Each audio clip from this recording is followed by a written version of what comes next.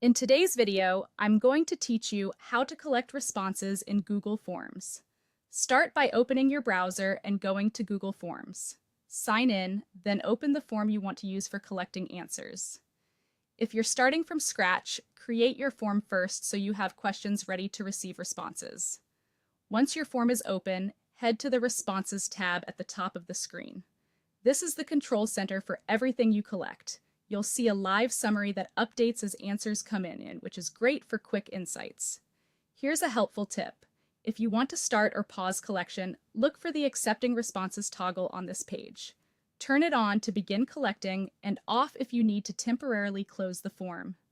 For more control, click the three dots in the Responses area to open additional options.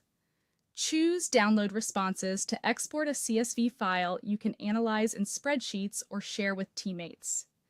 If you'd like to know the moment a new answer arrives, select Get Email Notifications for new responses. That's especially useful for time-sensitive forms like registrations or support requests, and you can turn it off later from the same menu.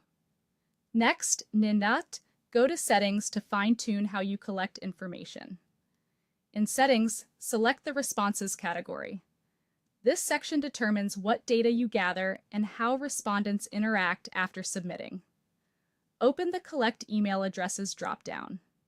You can choose not to collect emails for anonymous surveys, collect verified emails to ensure the address is tied to a signed-in account, or use responder input to add an email field so people can enter their address themselves. Pick the option that matches your audience and any follow-up you plan to send. Below that, consider two important toggles.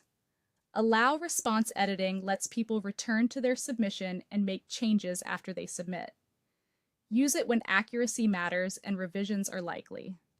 Limit to one response prevents duplicates, which is helpful for votes or signups, but note that it requires respondents to sign in, so it's not suitable for anonymous forms.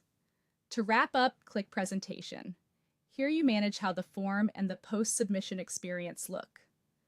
Customize the confirmation message to thank respondents or share next steps, and adjust visual options like showing a progress bar or shuffling question order to improve clarity and reduce bias.